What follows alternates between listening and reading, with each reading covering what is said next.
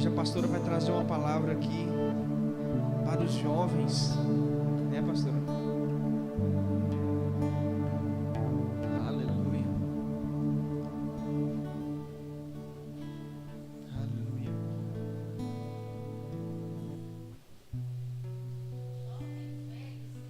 Jovens de 8 a 80.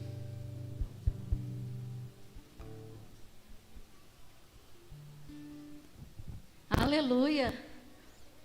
Todos nós somos jovens, sim ou não? Eu me sinto jovem.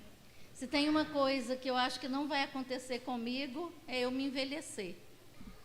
Eu posso envelhecer fisicamente, mas a minha alma será sempre jovem. Aleluia. Não é? É um desejo do nosso coração, né, irmão? E esse é o do meu. Eu não me sinto velha. Vocês me acham velha? Eu encontrei com a minha tia nessa viagem que eu fiz, e a minha tia, eu ainda era bem nova, bem novinha, e eu lembro que em uma conversa, um encontro de família, ali no calor das emoções, ela disse assim: mas eu já tenho 40 anos. Aí eu, muito nova, eu falei assim: meu Deus, será como que vai ser quando eu tiver 40 anos? E fiquei preocupada, porque o ar dela era de que ela já estava velha, ela já tinha vivido muito. Aí encontrei com ela lá e a filha dela fez 40 anos. E a gente conversando, eu olhando para ela, falei assim: e aí, Pri, como é que você está nos seus 40 anos? E contei essa história para ela. Eu falei assim: meu Deus, eu já estou com praticamente 60. E ainda não consegui usar essa contagiante frase, mas eu já estou nos meus 60 anos. Não é? Ainda não me sinto assim. Me sinto bem jovem. Glória a Deus. É o coração, né, irmãos? É o coração. O coração, a alma. A alma. Feche os seus olhos por um instante. Pensa ao Senhor que fale com você nesta noite. Pensa a Ele que derrame sobre a sua vida o seu espírito. Irmão, irmã, sem o Espírito de Deus nós não somos nada. A Bíblia diz que o Espírito de Deus, ele nos convence do pecado, da justiça, do juízo.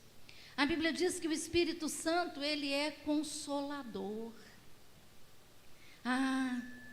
Nós devemos desejar todos os dias a presença viva do Espírito Santo de Deus no nosso coração. Espírito Santo de Deus, não nos deixe. Espírito Santo de Deus, não nos abandone. Espírito Santo de Deus, venha sobre nós nessa noite. Enche cada coração, cada alma, cada mente, traga paz. Traga alegria no coração, prazer de viver. A vida é tão linda. O Senhor nos fez para aproveitar tudo, toda a glória da sua criação. O Senhor não nos fez para andarmos tristes, murmurando, reclamando, cabisbaixos, não. O Senhor nos fez para andarmos como uma corça altaneiramente, para voarmos como a águia nas alturas. Nessa noite, meu Deus, derrama o teu Espírito neste lugar, manifesta o poder da tua glória, que nós possamos receber lá no íntimo do nosso ser, tudo aquilo que o Senhor reservou para nós nessa noite. Se aqui ainda tem alguém, ó Deus, cheio de reservas, com um coração duro, se aqui ainda tem alguém questionador ou espectador, ó Deus, meu Pai, quebra esse jugo nessa noite. Senhor, rompe essa cadeia, destrói essa corrente, tira essa barreira, porque diante do Senhor nós temos que ser transparentes. Nós temos que nos entregar por inteiro, meu Deus. Vem, Espírito de Deus, sobre nós nessa noite. Unge-nos com o óleo da unção. Derrama sobre nós o teu poder. Jesus, nós queremos receber tudo que o Senhor tem para nós nessa noite. Nós queremos sentir a tua presença, o seu cheiro. A Bíblia fala sobre o bom perfume de Cristo. Que o teu bom perfume, ele esteja exalando neste lugar, nessa noite. Venha sobre nós. Vai tirando toda ferida. Vai tirando, ó Deus, toda a dor. Tudo aquilo, ó Deus, que corrompe o nosso coração, os nossos pensamentos, que nos impedem de avançar, que nessa noite seja removido em nome de Jesus. Que o nosso coração seja leve, livre, que nós possamos te adorar com mãos erguidas, dizendo: nós somos livres, livres para adorar o Senhor. Obrigado, Espírito Santo, fala conosco, no nome santo de Jesus. Amém. Glória a Deus. Olha para o seu irmão e fala: que bom que você veio. O Senhor vai falar com você nessa noite. Está preparado? Irmão, nós temos que nos preparar.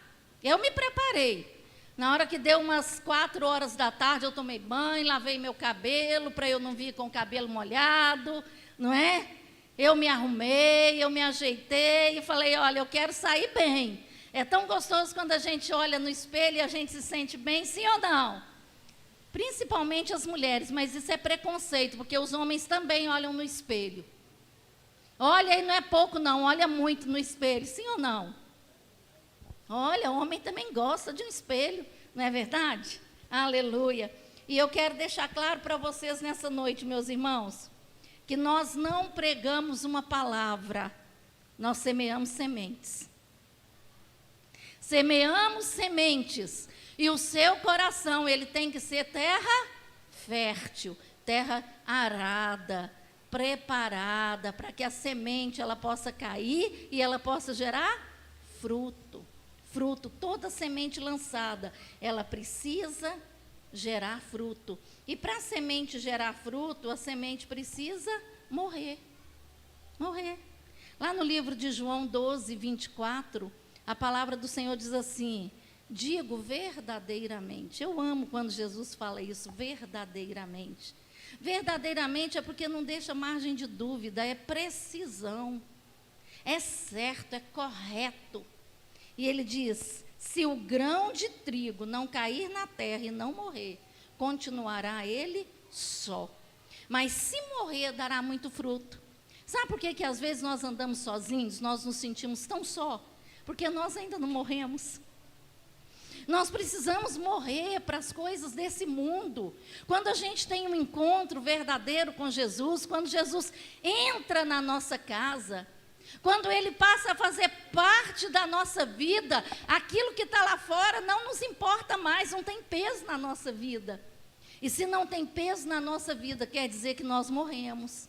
Morremos para as coisas do mundo e nós agora vivemos para Deus. E quando nós vivemos para Deus, a Bíblia diz que nós damos muito fruto. E o Senhor, Ele está conosco, presente, continuamente, todos os dias. E no livro de Mateus, capítulo de número 7, verso de número 24, eu amo esse texto. Esse texto, ele é a chave da minha vida. A chave da minha vida. Eu repito esse texto para mim todos os dias. Porque eu sei, irmãos, que isso é a verdade. É onde eu preciso, sabe, colocar o meu barquinho, baixar minhas âncoras e é o meu porto seguro.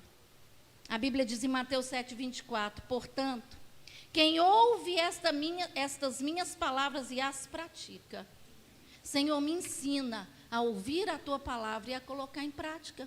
Porque se eu ouço a palavra do Senhor, mas eu não coloco em prática, não adiantou nada.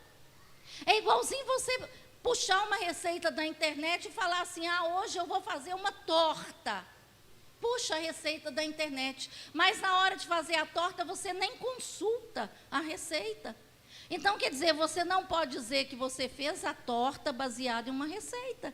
E você corre o risco da torta dar errado, a não ser que você seja um expert em cozinha, né? Tipo a dona Valquíria, né? Que faz bolos deliciosos, maravilhosos, sem precisar de receita. E ainda debocha da gente, ainda fala assim: Mas você precisa ler a receita para fazer um bolo, não é? Fazer bolo é tão fácil, não é? Mas ela é expert em bolo. Aquele que ouve estas minhas palavras e as pratica, é como um homem prudente que construiu a sua casa. Eu amo isso. É como um homem prudente que construiu a sua casa sobre a rocha. Quando nós construímos a nossa casa sobre a rocha, a Bíblia diz que pode vir a chuva, pode transbordar os rios, pode soprar os ventos, pode dar contra a sua casa, que ela não vai cair, porque os alicerces da sua casa, ele está firmado sobre a rocha. E isso é lindo, irmãos. Então, o que é que a palavra de Deus é na nossa vida? Rocha. A palavra de Deus na nossa vida é solidez. A palavra de Deus na nossa vida é lucidez. Quando nós andamos pela palavra de Deus, nós não erramos, não corremos o risco de cair. E nem de dar errado. Talvez pode não ser o tempo. Não dá errado. Às vezes você deseja fazer algo na sua vida e de repente não foi como você quis. Aí você fala assim, não deu certo, não deu errado. Não.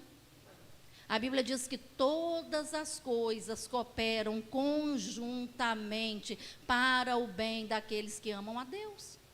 Está cooperando para quê? Para o seu bem. Ainda que você pense que não deu certo, eu quero dizer para você, deu certo sim. Deu certo sim. Porque nesse momento ainda não é o tempo de Deus. Mais um pouquinho e você vai ver o poder e a glória de Deus sobre a sua vida. Nós temos uma grande dificuldade. Nós não sabemos esperar. Ainda mais hoje, né? Que hoje, né, desde quando criaram o micro-ondas, né? A partir do momento que nós passamos a comer fast food. Hoje, se você ligar para o lanche e ele falar, vai demorar 1 hora, você fala, mas isso tudo? Eu estou com fome. Não dá para ser mais rapidinho e mandar antes?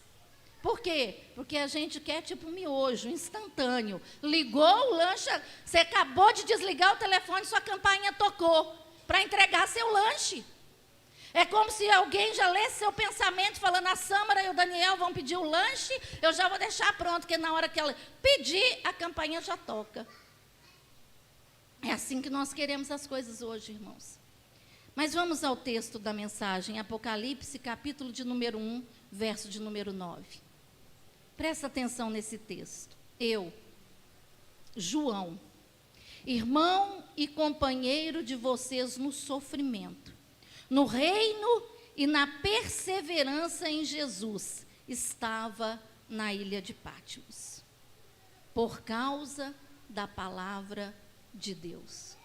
Eu, João, irmão de vocês, estava na ilha de Patmos. O que era a ilha de Patmos? Uma prisão perpétua. Vocês já assistiram filmes que a prisão era em uma ilha? Sim ou não? Já assistiram?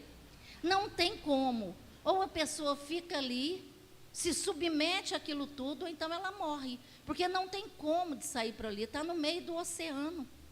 E aqui, João, ele estava na prisão perpétua, na ilha de Patmos. Por causa de quê? Da palavra de Deus. E do testemunho de Jesus Cristo. Verso 10. No dia do Senhor. O que é o dia do Senhor, irmãos? É aquele dia que você está cheio de Deus. É aquele dia que você acordou com uma sede da palavra, com uma vontade de orar, de ler a Bíblia, de colocar um louvor e começar a buscar a face do Senhor, a adorar, cheio do Espírito Santo de Deus. E vem o rema do Senhor de encontro à sua vida. Aqui diz no dia do Senhor que ele se apresentou a João de uma maneira poderosa e tremenda. Olha o que ele diz. Achei-me no Espírito. Achei-me no Espírito. O que ele estava dizendo? Ei, não era eu. Não era eu que estava ali naquela hora, naquele momento. Eu fui possuído pelo Espírito de Deus. Nós já vimos muita gente possuída pelo demônio, sim ou não? Nós já vimos pessoas endemoniadas, que quando as pessoas, elas fazem coisas que no estado normal, ela não consegue fazer. Ela derruba 3, ela salta muro, ela corre numa velocidade, é um fôlego que não acaba nunca, possuída pelo demônio. Mas aqui quando a gente vê, o que João ele diz?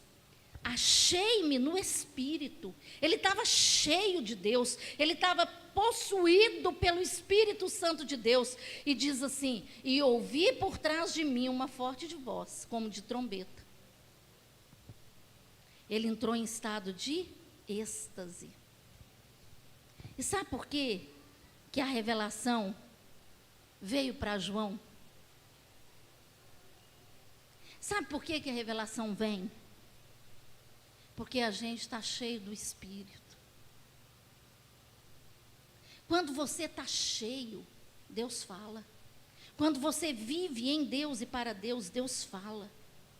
João, ele andava com Deus. Ele preocupava em tirar tempo para buscar a face do Senhor. E quem que era João, irmãos? Irmãos, aqui eu quero que você preste bastante atenção. Ele era um homem comum como eu e você.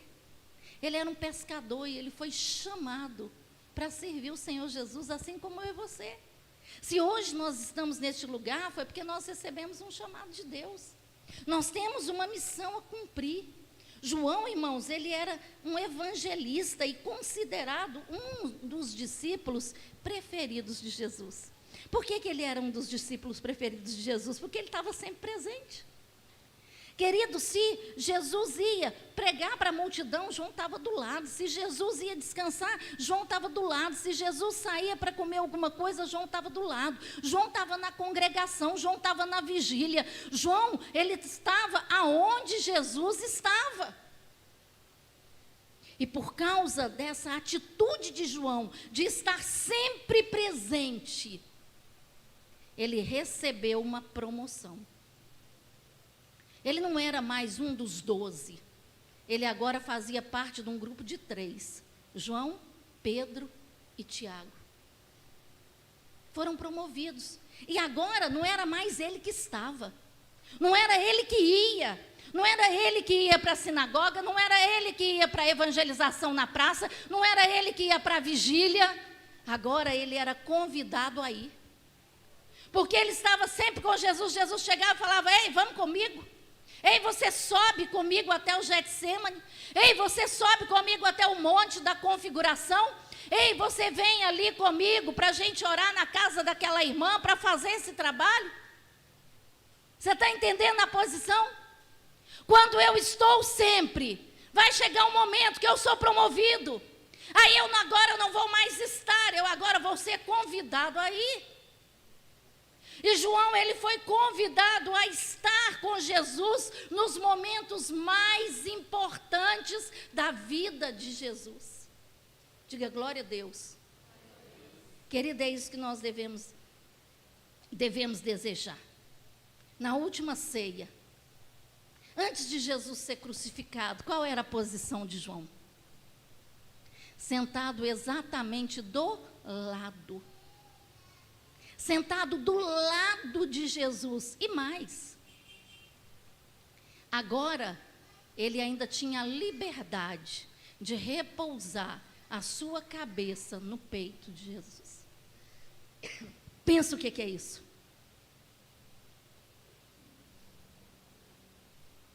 Pensa o tamanho da intimidade. É muita intimidade. Como é que um homem desse, numa ilha chamada Patmos, não vai receber uma visitação pessoal do mestre? Esse tem que ser o meu desejo, o seu desejo. Eu quero dizer para você que João, viu, Vitória? Ele era o discípulo mais jovem de Jesus. João era um jovenzinho quando ele foi chamado para fazer parte do ministério. E agora, na ilha de Patmos, ele já estava com quase 94 anos. E permanecia na presença do Senhor. Permanecia na mesma intimidade, na mesma comunhão, com o mesmo ardor no coração. E foi visitado pessoalmente para escrever um dos livros mais importantes da Bíblia, que é o Apocalipse. O livro do tempo do fim. Jó, capítulo 5, 26, eu amo esse versículo.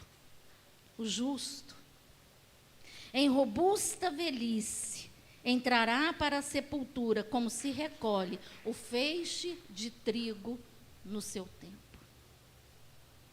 Isso aconteceu com João. Na ilha de Patmos, ele estava com quase 94 anos. Por quê? Porque ele era justo. Por isso que eu estou com quase 60 e me sinto jovem. Imagina eu com 94, vou estar pulando amarelinho com vocês. Com os meus netos, bisnetos, tataranetos. Eu vi aquele negócio lá na quadra, falei, é eu que vou agora. E os meninos lá pulando aquelas mãozinhas, mão no chão, e sobe, pula. Eu falei, agora vai ser minha vez, eu vou lá e vou pular também. Vou entrar para esse desafio lá no Diving Kids. O justo, em robusta velhice, entrarás para a sepultura. O que é robusta velhice? Cheio de saúde. Cheio de saúde. Você vai morrer sorrindo. Você vai ser recolhido sorrindo, cheio de vida, por amor ao Senhor. Tamanha era a confiança de Jesus em João, que lá na cruz, ele chama João e fala assim, ei, aí está a sua mãe e os seus irmãos. Ele entregou nas mãos de João o cuidado com a sua família, com a sua mãe. Falou, eu estou indo para o Pai, mas a partir de hoje você tem a responsabilidade de cuidar dela por mim. Pensa, o cuidado de João com Maria. Por causa da pregação do Evangelho, João foi preso várias vezes, foi torturado e foi levado para a ilha de Patmos. Por causa do Evangelho, irmãos. Agora, olha o que diz no livro de Apocalipse 2, verso de número 2. Apocalipse 2, 2.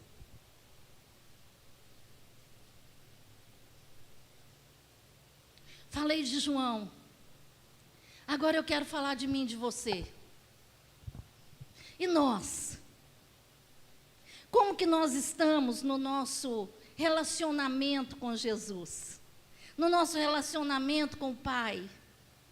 Como que nós estamos? No capítulo 2, no verso 2 de Apocalipse, a Bíblia diz assim, conheço as suas obras, o seu trabalho árduo e a sua perseverança. Sei que você não pode tolerar homens maus, que pôs à prova os que dizem ser apóstolos, mas não são. E descobriu que eles eram impostores. Verso 3. Você tem perseverado. Você tem suportado sofrimentos por causa do meu nome. E não tem desfalecido. O que é que o Senhor está nos dizendo aqui, irmãos? Que nós precisamos ser como João. João, ele era um homem forte. Ele era um homem decidido, ele era um homem destemido. Por mais difícil que ficasse a situação, ele não abandonava o barco. Ele não se escondia, ele enfrentava de frente.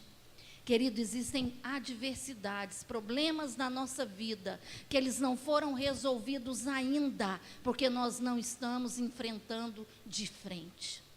Nós estamos maquiando a realidade. Eu ouvia, e até cheguei há algum tempo a acreditar nisso. Ouvia muito isso, quando eu era jovem. Ah, dá um tempo. Dá um tempo que as coisas se resolvem. Às vezes, quando a gente estava doida para terminar com um namorado, não é? Você não queria mais o namorado, ou então o namorado não queria a namorada, olhavam para a cara do outro falando assim, vamos dar um tempo.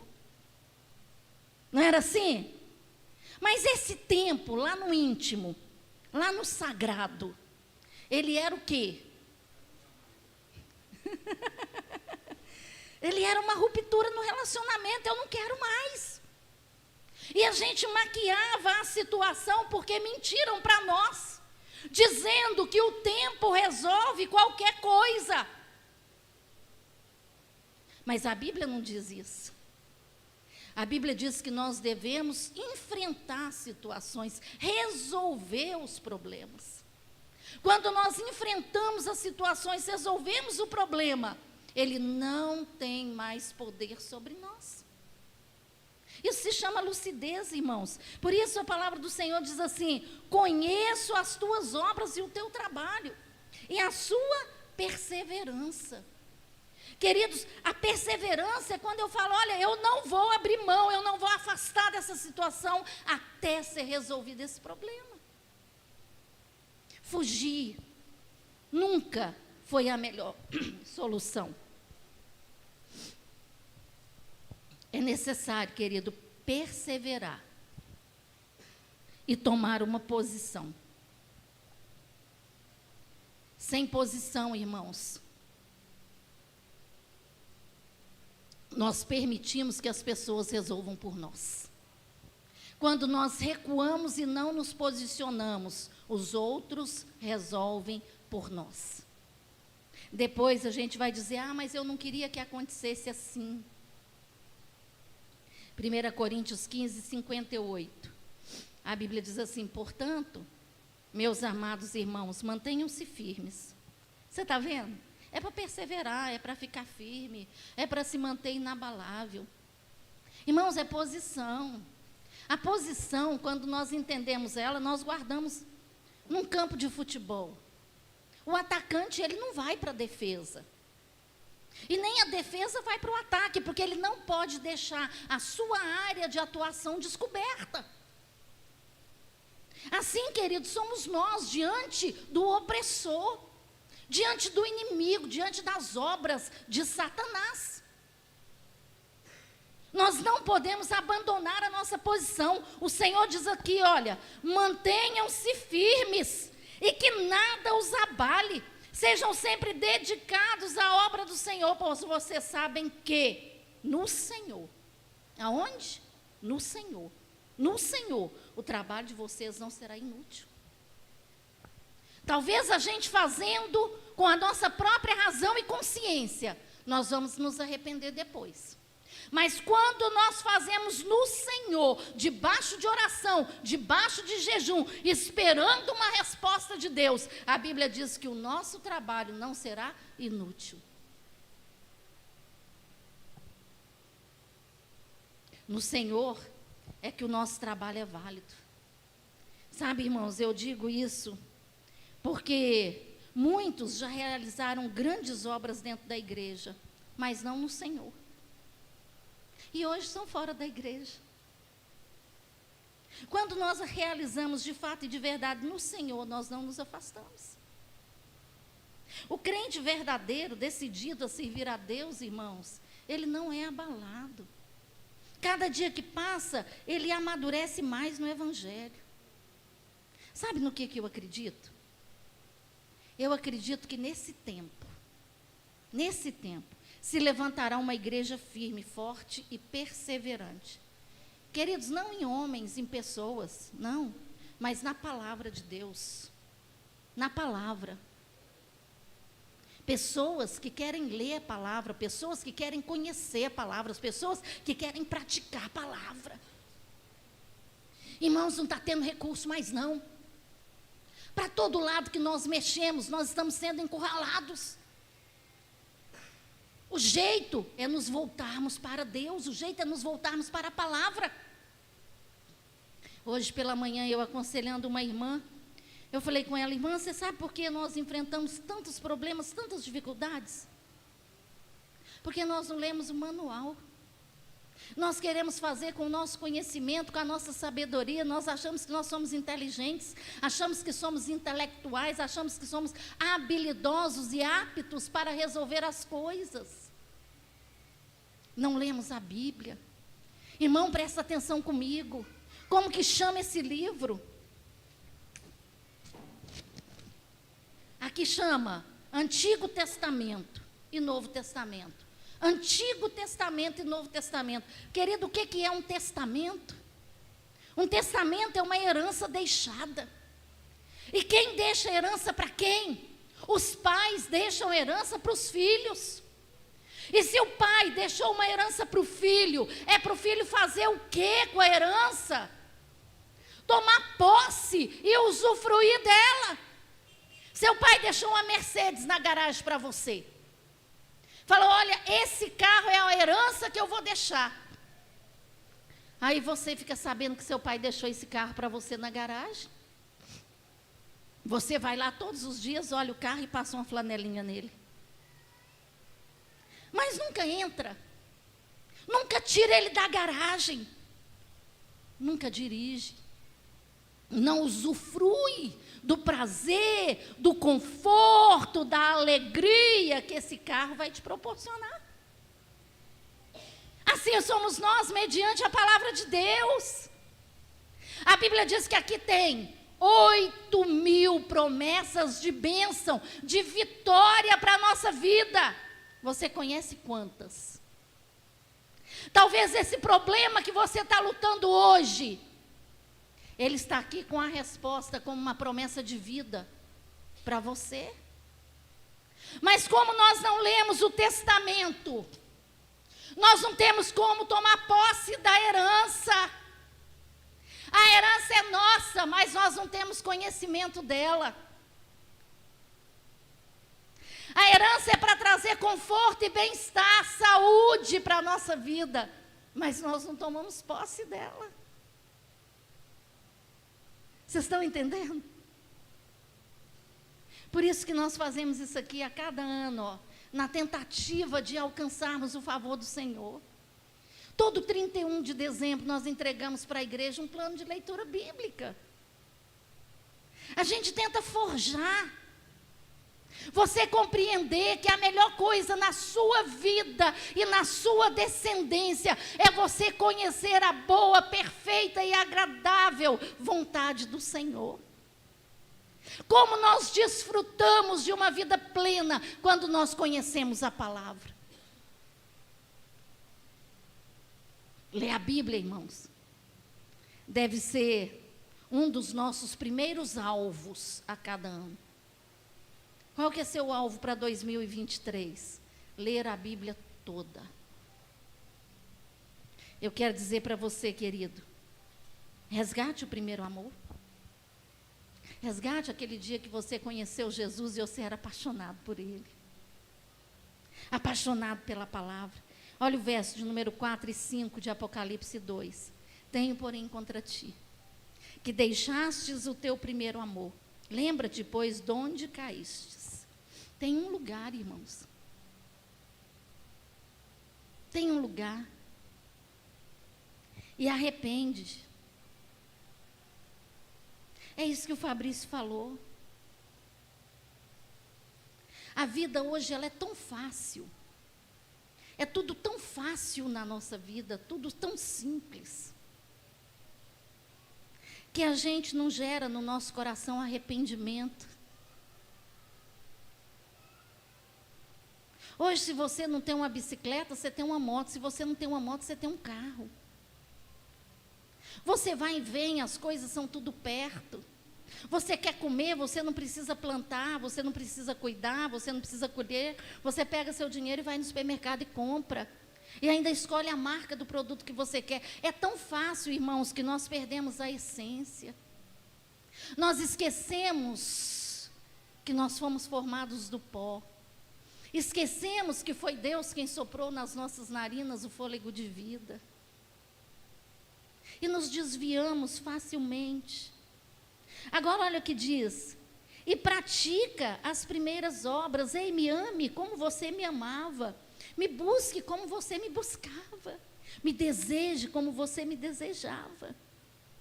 Senão, brevemente virei a ti e removerei do seu lugar o teu candeeiro, se não te arrependeres. Candeeiro é luz, irmãos. Nós não podemos perder a luz que está em nós. Nós já ouvimos muitas frases como essas, né? Nossa, esse irmão está no fogo do primeiro amor. Não é, Vitória? E chega e senta na frente, começa a cantar o louvor, é a voz que você ouve dentro da igreja, tirando a de Juliana, né? É a voz que você ouve dentro da igreja. O irmão está no primeiro amor. Ele canta alto, ele chega cedo para o culto, ele é o último a sair, e ele, na hora que termina o culto, ele conversa com todo mundo, ele abraça os irmãos, e de repente, isso começa a se desvair. Vai acabando. E eu quero te fazer uma pergunta nessa noite: o que você pensa sobre o primeiro amor? O que é o primeiro amor para você? Será que nós conseguimos discernir o que é esse primeiro amor? Hoje não existe isso mais, né, irmãos? É difícil até para a gente discernir. Porque hoje, no meio da nossa juventude, você fica com um, você fica com outro, você fica com outro. Às vezes, numa noite, você fica com 3, você fica com 4, você fica com 5. Antigamente, na minha época, beijar, irmãos, era um negócio sagrado. Você não beijava tudo quanto é boca, não. Só depois de muito conhecer, ou de realmente aquele fogo, aí que vinha o beijo. Hoje não. Hoje é a aposta do beijo na boca, beija tudo quanto é boca. Por isso que nós não entendemos mais isso aqui. O que é primeiro amor? Na minha época, quando eu tive meu primeiro namorado, meu Deus, eu até tremia para chegar perto da pessoa. Eu via a pessoa, minha barriga dava um nó. Hoje? Olha, irmãos, como nós estamos nos afastando do altar, como nós estamos levando a vida levianamente. Estamos perdendo a essência de ser humano, os sentimentos mais preciosos e valorosos da nossa vida estão sendo extintos. Nós não sabemos o que é amar. Nós não sabemos o que é o verdadeiro amor. Hoje uma família se dilui por qualquer motivo. Não se preocupa mais com os filhos, não se preocupa mais com o marido, com a esposa. Não deu certo, vamos separar. E daqui a 1 dia, 2 dias, 3 dias já está com outro. A essência que foi colocada dentro de nós, ela está diluindo. Nós estamos perdendo a forma de Deus. A palavra diz que Ele nos criou à sua imagem e semelhança. Mas nós estamos perdendo a semelhança de Deus sobre nós. No texto lido, irmãos, ele diz que quem não está nesse primeiro amor, ele está caído. Lembra aonde você caiu e volte à prática das primeiras obras. Se o primeiro amor, se esse fogo de Deus não estiver dentro do nosso coração, nós estamos caídos, irmãos. Se o seu coração não bate por Jesus, você está caído, irmão. Se você não entra no lugar secreto, na presença, você não começa a ler a Bíblia e não chora, você está caído, irmão. Se você começa a ouvir um louvor, uma adoração dentro da sua casa, buscando a face do Senhor, e aquilo não entra no seu coração, e traz aquela sensação, aquele sentimento de pertencimento, de ligação profunda, você está caído, irmãos. Eu ouço a música de Samuel, é paixão pela tua presença, Senhor. Ai, eu choro. Eu começo a cantar aquilo ali, as lágrimas brotam. Eu sento para me ler a Bíblia, as lágrimas brotam. Eu me ajoelho para orar, as lágrimas brotam. É porque, irmãos, nós temos que cuidar da essência.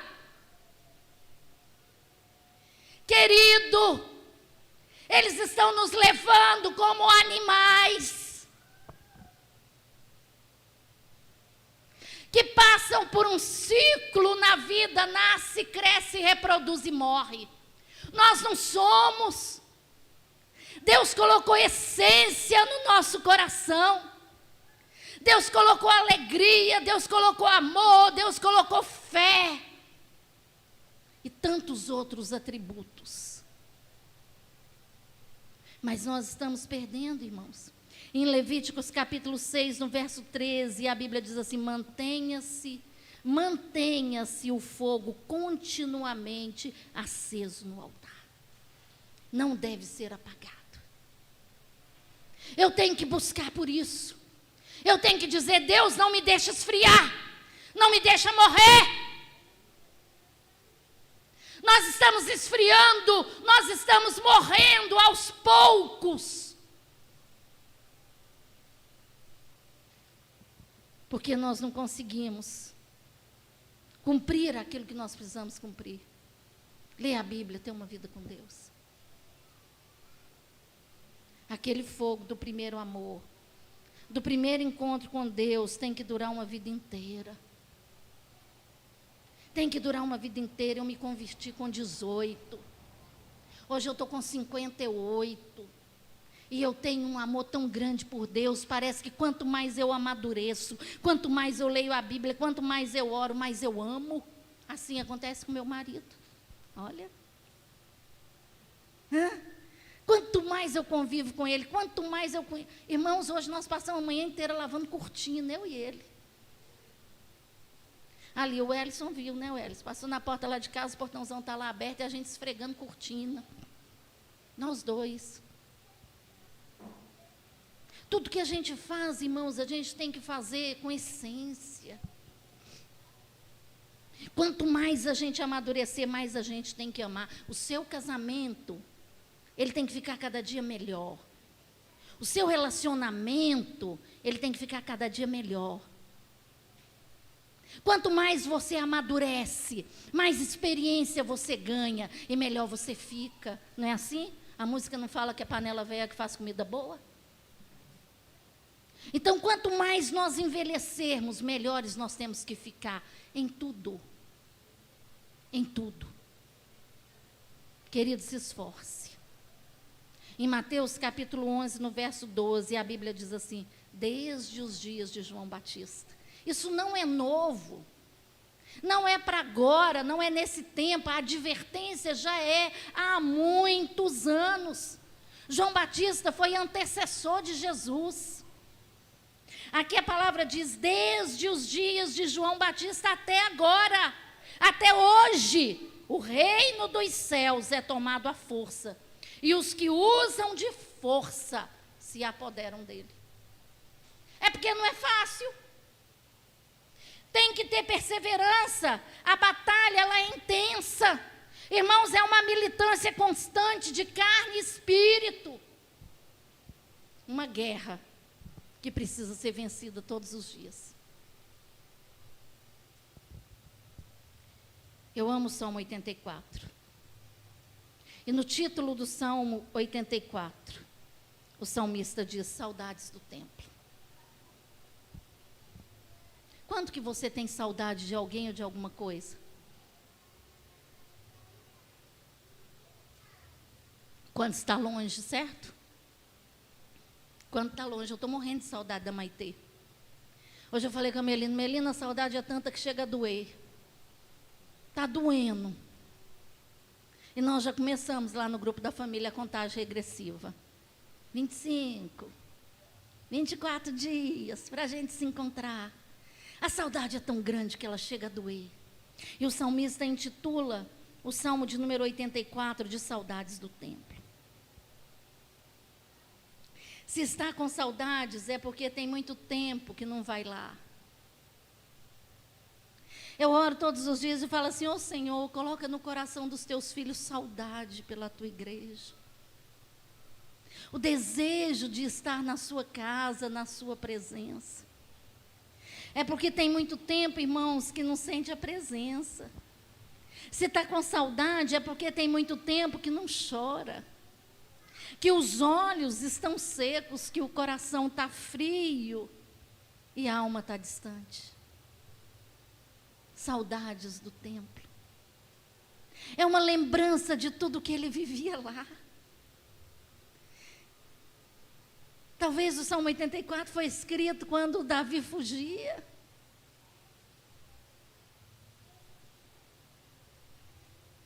Fugia de Absalão.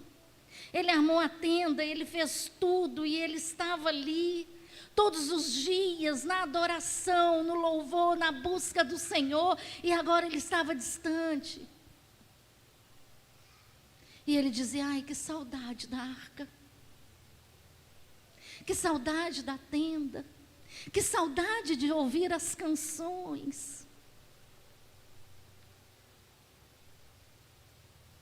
que saudade de estar naquele meio. Saudade, irmãos, cadê o Rafael? Nos lembra nostalgia. Esses dias o Rafael falou assim: eu estava ouvindo um CD da Ana Paula Valadão e ele é muito antigo. Ai, me deu uma nostalgia. Aí o Luizinho olhou para ele e falou: o que é nostalgia, Rafael? Aí é uma coisa que aconteceu há muito tempo. Achei o máximo. Salmo 84, verso 1. A Bíblia diz assim: como é agradável o lugar da tua habitação, Senhor dos exércitos. Verso 2. A minha alma nela, quer dizer, deseja, anseia e até desfalece pelos átrios do Senhor. O meu coração e o meu corpo cantam de alegria ao Deus vivo. No verso de número 2, diz que ele preferia estar na casa do Senhor do que em qualquer outro lugar. O verso 10, ele fala assim: é melhor passar um dia no templo do que 1000 dias em qualquer outro lugar.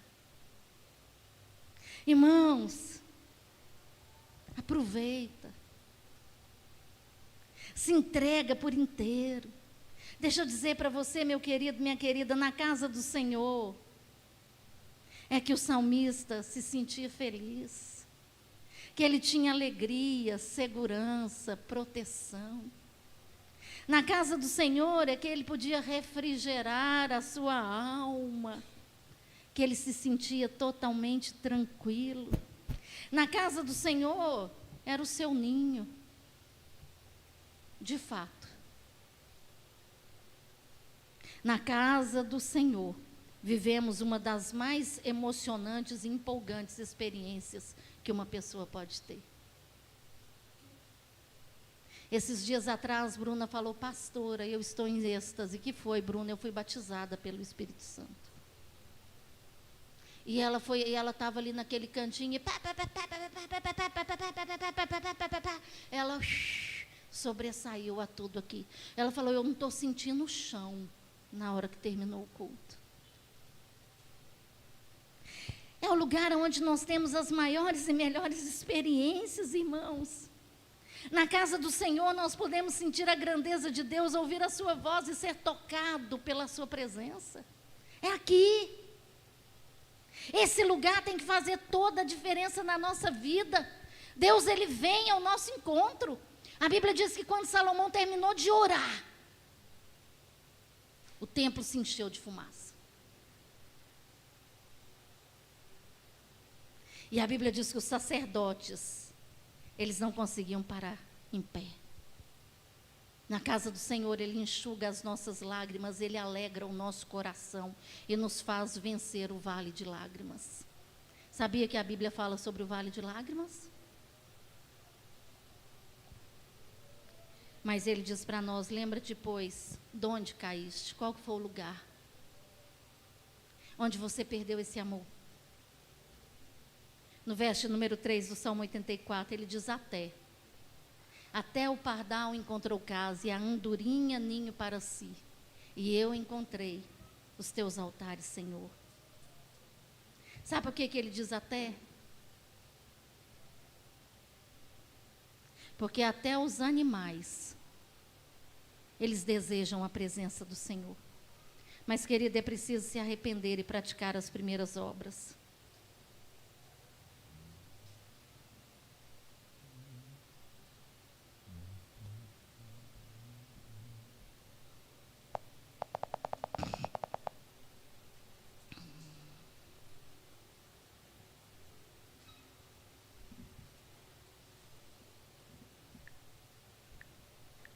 Eu preciso colocar no altar a lenha do arrependimento todos os dias.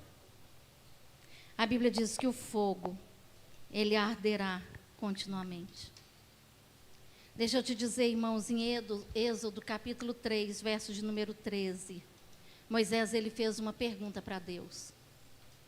Ele perguntou assim: quando eu chegar diante dos israelitas, o israelita era o povo de Deus.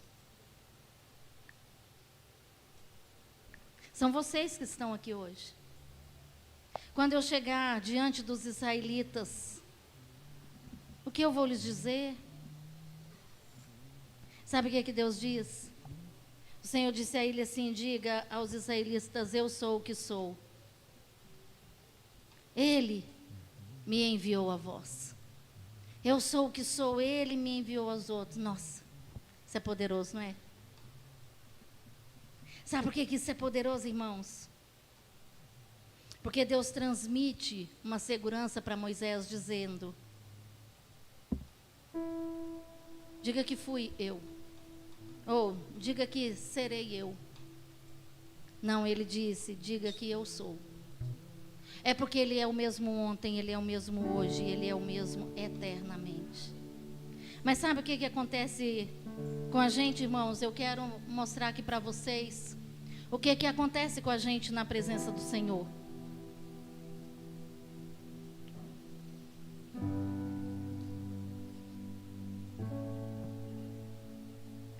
Nós vamos morrendo por adaptação. Nós temos uma facilidade muito grande em nos adaptar às coisas. O sapo, se você tirar ele lá do lago, fresquinho, água bem geladinha, e pegar ele e jogar ele dentro de uma panela de água quente, ele vai pular na hora.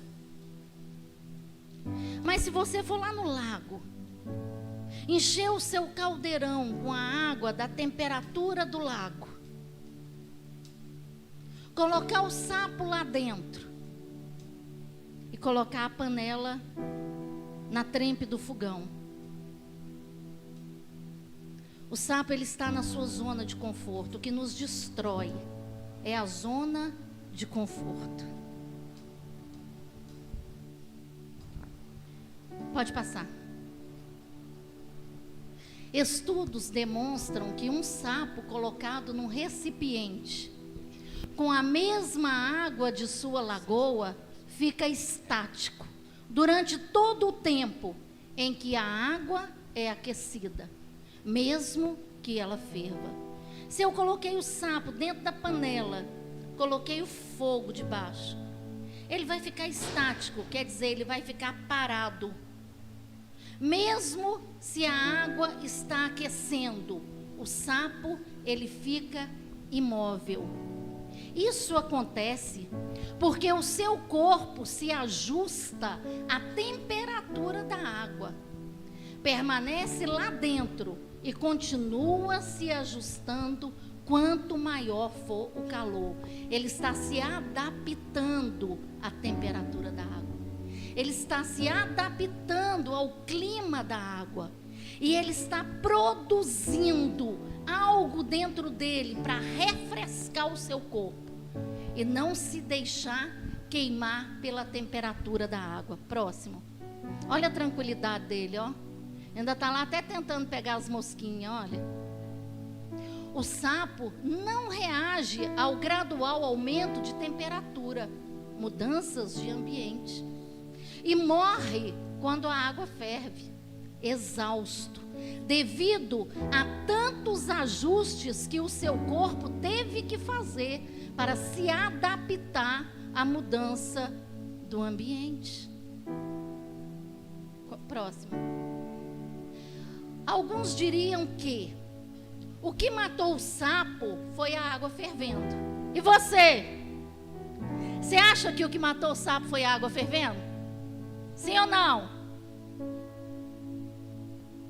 Na verdade, foi a sua acomodação que interferiu na sua capacidade de decisão. O mesmo acontece conosco em várias situações da vida. Quando as coisas estão indo muito bem, ou até mesmo quando nem tanto, temos a tendência de nos acomodar e por diversos fatores ficamos quietinhos na nossa zona de conforto, que é uma região onde nenhum indivíduo se sente ameaçado.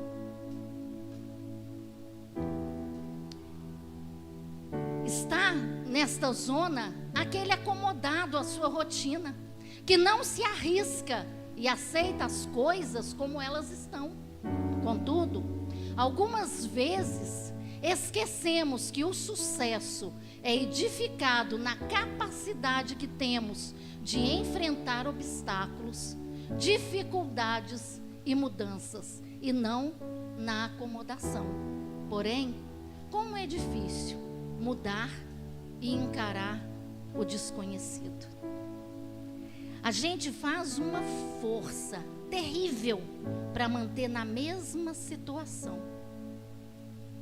Mas nós temos uma dificuldade enorme de mudar de posição. Sabe o que nos destrói? É a adaptação.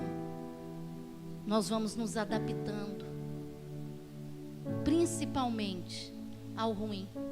E chegamos a um ponto que nós achamos que não existe nada melhor do que a vida que nós vivemos.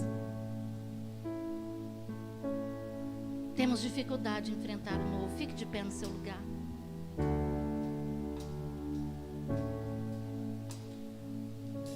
O povo de Israel, escravo há 450 anos no Egito. Era a vida que eles conheciam. Nasceram, foram criados e gerados na escravidão. Um dia, eles choraram e clamaram pelo Deus vivo, porque o labor era grande demais. E Deus enviou Moisés. Mas que dificuldade que eles tiveram de receber Moisés e a palavra de Deus. Que dificuldade que eles tiveram de enfrentar o deserto, de chegar à terra prometida. E a cada obstáculo, a cada dificuldade, diz a Bíblia que eles lembravam das cebolas do Egito. Às vezes nós estamos assim. Deus, Ele está nos chamando para o novo. Ei, eu tenho para você vida plena, eu tenho para você vida abundante, eu tenho para você uma transformação sobrenatural. Mas você vai ter que saltar da panela. Você vai ter que sair dessa zona de conforto. Olha o esforço que você está fazendo. Você não está vendo que você está morrendo. Seu coração já não tem mais alegria. Você já não tem prazer mais pela vida. Você já veste as suas roupas que há pouco tempo atrás você achava linda demais. E hoje você acha que não combina mais com você. Não é a roupa que mudou, foi o seu estado emocional que mudou. É o seu coração que está abalado, é a sua alma que está triste. As prisões espirituais, elas nos destroem. É como aquela panela. Vai aquecendo, vai aquecendo, vai aquecendo aos poucos. Temos medo de mudança, temos medo de enfrentar a situação e vamos sendo cozidos aos poucos.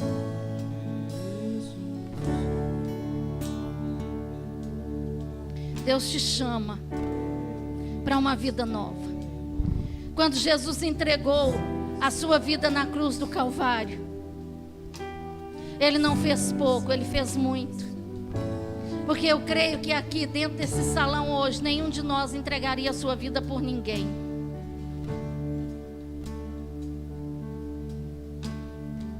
Talvez nem pelos nossos filhos, mediante uma dificuldade. Porque a Bíblia diz que no cerco de Samaria, duas mães combinaram: Hoje nós vamos matar o seu filho e vamos comer. E amanhã nós matamos o meu. E para as mães não morrerem de fome, elas mataram os seus próprios filhos.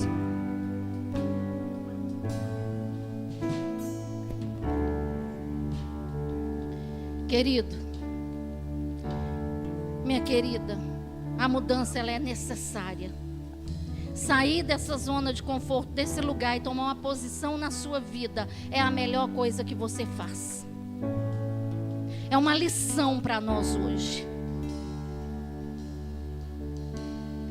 A pior coisa que existe nessa vida é um ser humano acomodado. Deus, Ele nos enfeitou com tanta coisa. Ele nos deu tanta habilidade, tanta competência, tanta capacidade. E nós estamos abandonando tudo isso para viver na zona de conforto. Essa noite é uma noite de você sair desse lugar e mudar de vida. Nós vamos adorar o Senhor com um hino. E você vai refletir sobre essa palavra. É como o barco que passa. É a oportunidade que vem. A oportunidade bate na sua porta hoje. Diz para você: ei, muda a sua história. Comece a escrever em uma página em branco uma nova história. Você é aquilo que você deseja ser. Você faz aquilo que você quiser fazer.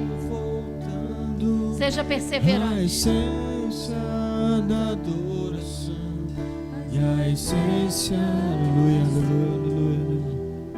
A essência é aleluia, Jesus.